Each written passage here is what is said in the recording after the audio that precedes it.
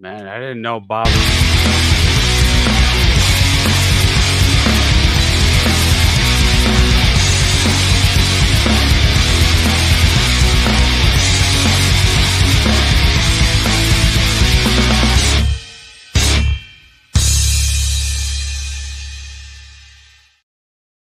All right, welcome to the Lockdown Podcast. We are down a man. Everyone needs a break once in a while, so it is just me and Tim today, or I guess tonight. So we are basically a day out from Bad Blood, which definitely gave us, the appearance of an exuberant amount of blood. So definitely lived up to the moniker Bad Blood. Um, Damn right. so so like we have the first match, which was CM Punk and Drew McIntyre, and I felt like they could have had one match and everybody go home, and I think they'd have been good. That match was gruesome. That match was a dozen blood capsules. Um, and so A lot of obviously, cutting. right.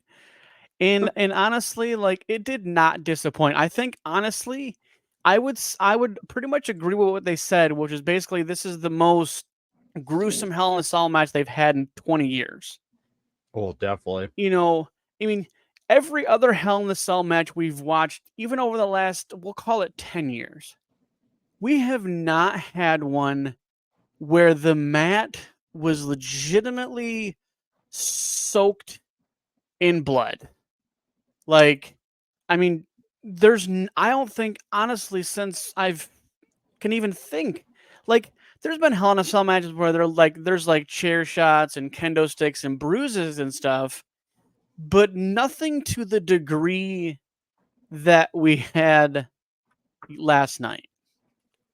You know, and honestly, like, which we all predicted and we've been saying for weeks, okay, yes, CM Punk is going to win this because CM Punk needs more momentum than Drew McIntyre does, because Drew McIntyre basically is the guy that basically picks himself back up and does what he does. So I mean, so overall, like, I this match is easily an A plus. Um, I'm thinking like 105% A plus, because just the sheer just throwing caution to the wind. I mean, they had moments where they legitimately actually had to have the ref kind of do the hand tap, to make sure that they're good. So, I mean, so what do you think about the match, Tim? Like, what's the takeaway from the supposed, end of this whole debacle with Drew McIntyre and CM Punk? I think it's actually done. I think they better end it. I thought the match was great. I give it an A plus. I think it was probably one of the best matches of the night. Um, I can't really agree that it was one of the best Hell in the Cells, but Well, I I would say over say the last like 10 years. I'm gonna yeah, I could see that in 10 years, but I'm gonna say this match is up there with how brutal it was. I'm gonna say it's up there with the Undertaker and Mick Foley and Triple H and Cactus Jack's match, Hell in Right. a Cell. I think this match is up there with those two because Well, those two were pretty brutal as this one. and this I one liked it. definitely broke us out of PG. Oh, definitely. So, because honestly, and ever since, the last like 10, 12 years since they've kind of gone PG, kind of go family ish, content, this is definitely has broke the glass ceiling of PG rating. And I think it went up to a TV 14, I think it was, in just a crazy good match, start to finish. I mean, And again, we hope this is like the ending point. We hope CM Punk goes and does what CM Punk does. Drew goes and does what Drew does, So we're hoping this chapter, the book's closed on this, but All I never can say never. all I can say, I know it definitely took a toll on both of their bodies, so you can definitely tell by the way CM Punk acted Oh, CM afterwards. Punk was Because taking freaking oxygen after the thing. Like this yeah, was the thing is, and this is actually his third match since he's been back. Because obviously he spent the majority of it being injured, and essentially he's only really had 3 matches outside the Royal Rumble, and they've all been with Drew McIntyre. So, mhm, I'm glad this chapter's over. I hope, tomorrow, on Monday Night Raw, we get something different. We obviously have, um, Sami Zayn and Gunther match. Um, I I hate to say I don't care about this match, but I really don't. I think Gunther's on a different level. I think Gunther's gonna basically destroy Sami Zayn, definitely. look on that, and we'll move on with our lives. But back to Bad Blood. So Nia Jax defeats Bailey, and honestly, this had the amount of twists and turns I would have expected in regards to Tiffany Stratton. Um, I think it was honestly kind of redundant or kind of cool how Nia Jax sat up like The Undertaker. Like, if you've seen the match, she's laying there, and then all of a sudden, she's like a phoenix from the ashes. She, like, sits straight up, almost like an homage to The Undertaker, and she's just like, "No." Now, I definitely think Tiffany's cashing in sooner rather than later. I would say by the end of the year, we are gonna be on Tiffy time, and she will be the Definitely. champion. Who she cashes in, I don't know, you know, but we'll definitely, get a cash in by the end of the year. And the thing is that I don't know why Tiffany hasn't gone to the other brand to rustle feathers. So it is kind of weird how she's kind of just on one show. She doesn't drift over to, you know, and try her, cash in on someone else. But, you know, maybe we'll see it sooner rather than later. Who knows? Because she does, and I wish they would kind of have her on both shows, kind of, basically showing her pull holding the, women's money in the bank, instead of just kind of Yeah, one. she's actually supposed to jump back and forth on both shows and taunt both women's champions. Yeah, and she really hasn't because honestly, the whole Judgment Day stuff on Raw basically just overshadows anything for SmackDown for her. So, Pretty much. I think it would be honestly pure irony that let's say Tiffany come like I thought honestly Tiffany would have maybe came in on, the Rhea, and Liv Morgan match. That would have made, more sense. Or maybe she showed up twice in the same night and tried to cash in, but it's gotta happen eventually. But so Damian Priest finally does what Damian Priest does and beats Finn Balor, even with outside interference. The Archer of Infamy, the badass Damian Priest, still proves why he is top tier. Um, you just seen the match start to finish. That no matter what they did, Damian was going to beat the crap out of everybody. Oh yeah, it was a good match. So They has to say, Damian Priest and Finn Balor always put on this pretty much great yeah. matches. I love their matches. Yeah, I'm just kind of getting I think I'm tired. I'm most of the tired of time. the judgment people showing Yeah. up to help them. Yeah, I just it just makes you look weaker. It makes you look, the fact that they're always running away and they're always doing this and that and it's you're not a dominant force. I don't see AOP and Final Testament running away. we never seen the Bloodline OG run away. We never, like these factions, we don't, if you're a good faction and you're dominant, then prove your dominance by staying in there, doing your business, handling your business, not running away like a scolded dog. Stop running away like a pussy. I'm sorry. Like it's you're not doing it for me as a fan to prove your dominance by running away. Because essentially Liv Morgan's title reign means jack squat. Her holding the title has nothing to do with her talent. She's a good placeholder, and that's fine. But as far as her being a dominant champion, I don't buy it. I don't think anybody really buys it. I feel like she would be an easier target to cash in on because she has outside interference all the time. You have JD and Finn and freaking Appalachia and Carlito always get involved to some capacity, and it's just played out. You're not a dominant champion. You're not even in the top 20 best women's champion of all time. Like, Nope. you're just not.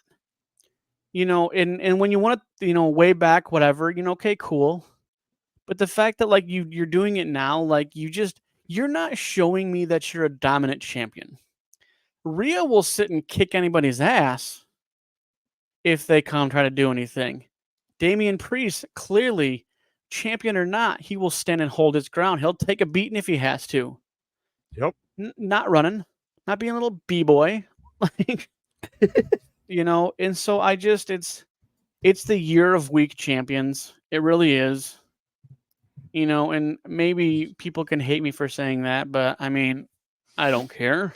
I don't hate you. I'm here to wrestle. I don't hate you. I totally agree with you 100%. So love me or hate me, that's just my opinion. Like, it doesn't bother me because honestly, that's the whole point of podcasting is that, especially kind of how we do our podcast is that this is just all fans' view. This is our perspective. This is what we see, and this is what we think about what we see. If you don't like it, then don't watch.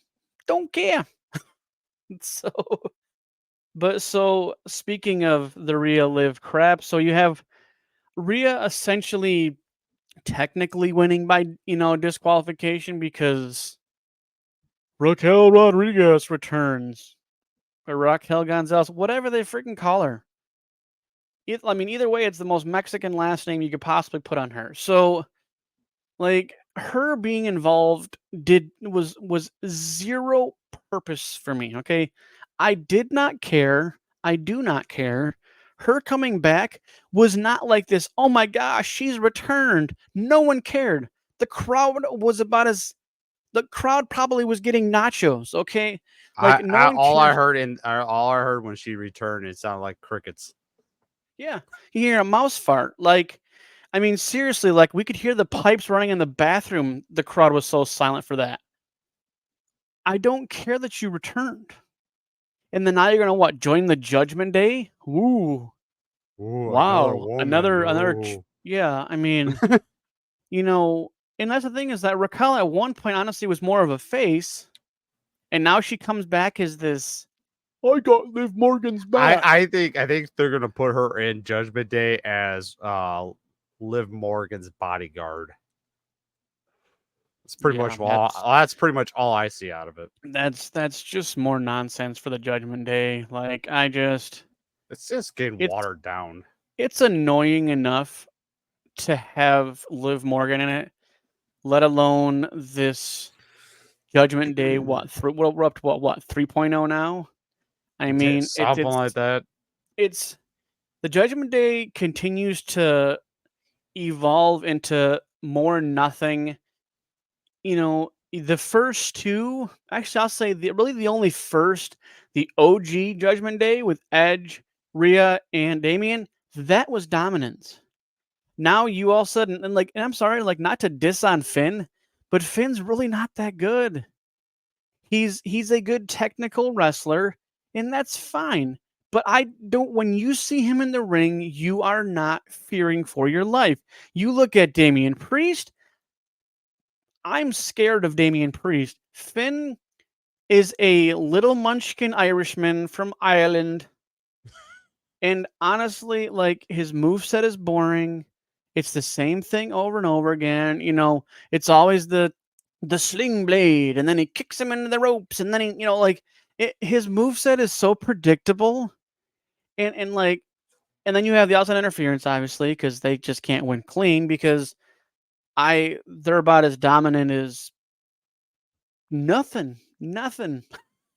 Like it's the pure thing of numbers game, right? Oh, yeah, we have the numbers advantage, and like it. I'm just over it. It's boring. It's complacent, and if they want to be dominant, they need to actually be dominant. Their titles, they've been holding those hostage. Same thing with the bloodline, like doing the same thing, like they're holding the titles hostage. Like obviously we knew they weren't gonna lose their titles, on SmackDown with the triple threat ladder match. Like we obviously knew that wasn't gonna happen.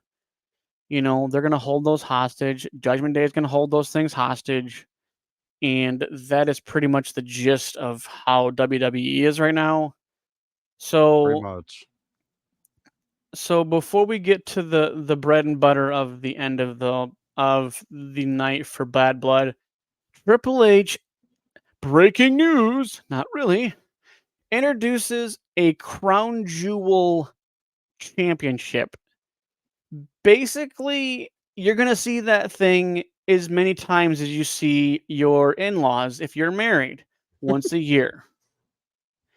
So it's a title that basically it's playing off essentially the OG like the original meaning of Survivor Series, right? Where like like the titles are not on the line, but they basically have a match to prove who is the better champion. And so basically all it is going to be is basically a Saudi Arabia title, right? They might as well leave it in the locker room and wait for them next year because it's a stupid title. It's about as dumb as the Speed title. And Oh god, that we were title's all stupid. thinking, and I guarantee you that 90% of the people in the arena, the millions and millions watching on TV, were thinking, hey, maybe we're going to get a women's secondary title. Nope.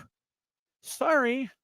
Let's brag about this prestigious, goofy looking, squared out, fake jeweled up title that's only going to be defended once a year. That's boring to me. That is a waste of Triple H coming out and hyping up the crowd.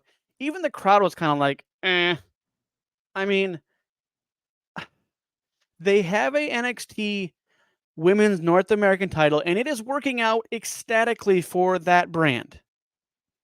But we still sit here on the main roster with the top tier people, the top tier women's wrestlers, and we still do not have a women's Intercontinental, a women's United States title.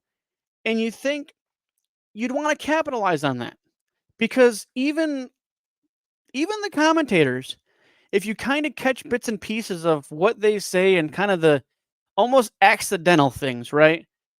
Because where's the secondary titles, right? Yeah, Because you got essentially we have the women's division, the tag team division is garbage.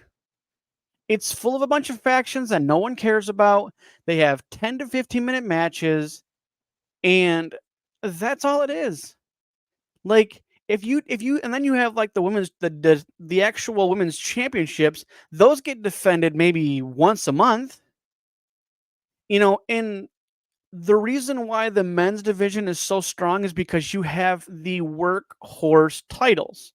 You have your Intercontinental, you have United States Championships. Those are workhorse titles. Those are titles that are constantly defended on Raw and SmackDown. But when the women's titles, you basically are stuck with meaningless matches, tag team matches, and that's it really. It's meaningless matches and tag matches. That's all we get from the female division, and it sucks. It really does suck that they don't have a workhorse title for the women, because that'd be the best thing they could do. It seems like, in my opinion, the main rosters need to start thinking of the way NXT is doing, because NXT has more titles for freaking women, and then you got the main roster has more titles for the men. They need to step up and start giving these women more titles, because there's a lot more. I think pretty much half the freaking rosters are mostly a lot of women. Well, that's the thing is that like NXT has succeeded well with having the women's Female. North American Championship. Oh, that's a good title for them. And so why have they not for the main roster? Like, Yeah, for like the a life of female me. Intercontinental Yeah. US Women's Yeah, Championship. I They mean, should. and that's the thing is it's not a and the thing is that it's not a matter of, oh, you have too many titles like AEW does. Like, no, No, this is no. called marketing. This is called making the women's division more relevant, because you have workhorse titles. And if you don't have those, then you by almost default are basically saying that you guys you're just not good enough for secondary titles. Nope. And so I just don't know why we got the ooh and the ah and the fancy black thing over the title to have some gargantuan one time a year title. Don't get me wrong. Don't be wrong. The title looks some people hated it. I like the way it looked. If they ever put it up on the WWE shop and it's selling it, my ass will be buying it. Probably like for like $700. Hey, I could do a down You're payment gonna on it. be down payment. Doing Down installments. payment. Yeah. Doing I do some installments. Rose installments on it. But like I don't understand why they do not want to capitalize on the marketability of having secondary titles for women. Because like I said, because they already took the tag team titles away from NXT women. I thought that was the stupidest thing they done, And because that they is need dumb. those back. They need those back. Because it takes away from the development of tag teams in NXT to have reigns as tag team titles. Because go ahead. This is just my opinion, because we do have women tag team champions on the main roster. They need to have tag team champions, female tag team champions on NXT still. Because if you want to have people to show talent of what they can do in the ring as a champion and tag team, they need to show them starting out in NXT, and then they can show them like, okay, they could be a powerhouse on the main roster and hold those titles and make those titles great. Don't get me wrong, the team they got right now holding the titles, Bianca and Jade. No, no offense to anybody that's a big fan of them. They're not that great of a tag team. No. They both are not perfect with each other in the ring. No, They're not at the same level with each other. You got Jay, who needs a lot more work. She needs to start out in NXT. She needs to be in NXT to get and trained. you've downgraded Bianca Belair to being a tag team. Oh yeah, you've degraded her. That's like a slap to her face. This is the woman that's legitimately, for most of her career on the main roster, has dominated the singles championships. Oh yeah, she's had great feuds with Rhea. She had a great feud with Becky. Well, yeah, and we don't. And the thing is, we don't even. I'm ready for her to have a feud with Charlotte. We have no Becky right now. We have no Charlotte. So we're basically subjected to Nia Jax, Liv Morgan. What a downgrade! That's a slap to the faces. Like, that's insulting. Like, you have a deep women's division, and you take away one of the bigger ones there was. Now she's in a tag team, in almost a 3-person faction now, essentially. No offense. It should have been not Bianca. It should have been Naomi with Jade. Yeah, and kept Bianca as a singles competitor, not Yeah. Naomi. Don't get me friends. Don't get me wrong. Naomi is a good wrestler, but she's more better as a tag team than Bianca. Bianca should And be the a thing is singles that person. yeah, I mean that's the thing is that and Naomi came back to really no plans. Yep. Like she came back to WWE with them having no plan for her, like I at think they all. just threw her in with that I that mean, group. you have all these people that have returned or, or they're like revamping their, their gimmick, their character, or, coming from AEW. I mean, a lot of people have come from AEW back down to like NXT. Your Sean Spears, your freaking Ethan Page, Mhm. and so like it's funny that they have that like Jade Cargill is essentially the only AEW wrestler that went straight to the main roster. And so and when we've talked about this for literally weeks. And Frederick is an absolute baller when it comes to speaking on it because she's just not good in the ring. She's this Big China wannabe. exactly. She's the Black China, except for China was talented. Oh yeah, she And, was good. and I don't buy her on main roster. She should have gone to NXT. And the fact that when she came to the main roster, when she was more assimilated into WWE, I would have been more excited if her coming to the main roster versus her just getting pushed to the main roster and then being completely garbage. Like, I mean, I'm sure there's, and I hate to, this is, we don't say this in WWE much, but botch, right? Like, if she was more chiseled if she went down to NXT and honed her stuff a little bit better before she came to the main roster, I'd have been like, okay, cool. But the fact that everybody else has to go to NXT and develop their character and she just gets a straight pass. And she was so overhyped. You got what's his name? That's with the brother of Tonga and all them. He's going straight to NXT. He's on the roster. Yeah. And he's that's And that's that was bloodline. that was smart that they're putting him at from coming from New Japan straight to NXT. He's gonna be a Yeah. good guy on the And NXT it's roster. it's because the wrestling promotions are different. Mhm. And that's just the reality is that WWE runs better than AEW. It runs better than Ring of Honor. I would say pretty par with New Japan because New Japan is very, very talented. Oh yeah, I love New Japan. And so you have someone who's literally was barely a blip in AEW. A blip. Like she's okay, great. You're in great shape. Congratulations. So is everyone else. Nobody really cared for her. A lot of the fans and when No one I like made my when I went to my first ever AEW show, Jade was there. Nobody freaking cheered for her.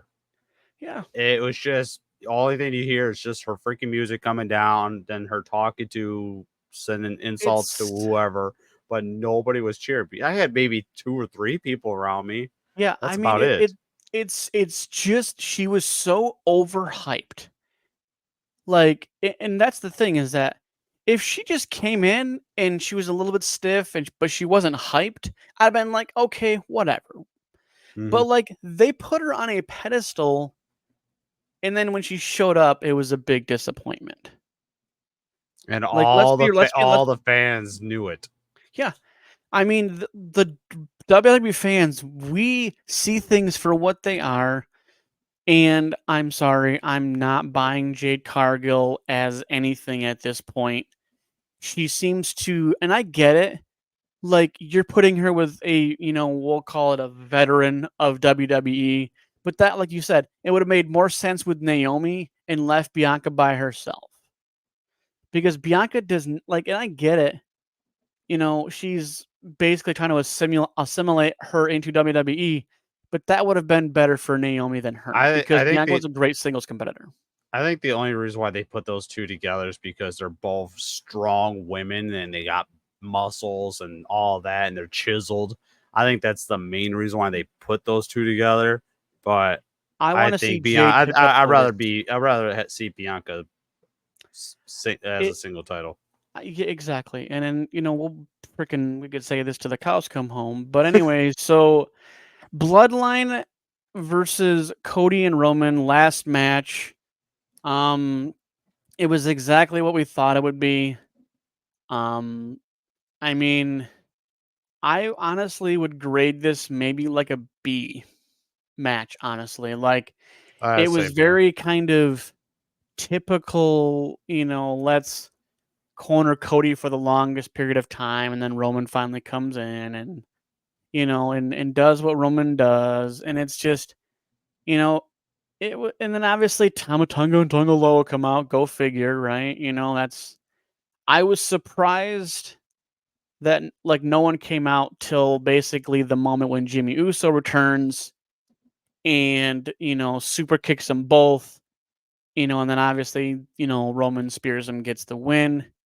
And then we thought, okay, this is the end of this crap. Okay, up here comes The Rock. Big fucking whoop. I don't care. The Rock, if let's say this is what would make more sense if The Rock came back, is that if the Bloodline was walking out down the ramp and The Rock comes out, that would make sense to me. Then it would seem like The Rock as part of that storyline. But no, he comes out independently. So we all essentially thought that Holding his lame title. yeah, I mean his stupid and it's honestly pathetic. Like it makes me think less of The Rock that he has to walk out with a championship that doesn't mean shit, right? Agree. And so he comes out, whatever, and does his whole, like, and then he walks away. Now, so if you're not part of the Bloodline 2.0 story, what the fuck are you here for? Like, I mean, seriously, what is he there for? If he's not part of the storyline of Bloodline 2.0 versus OG Bloodline, what the fuck is the point of you being here?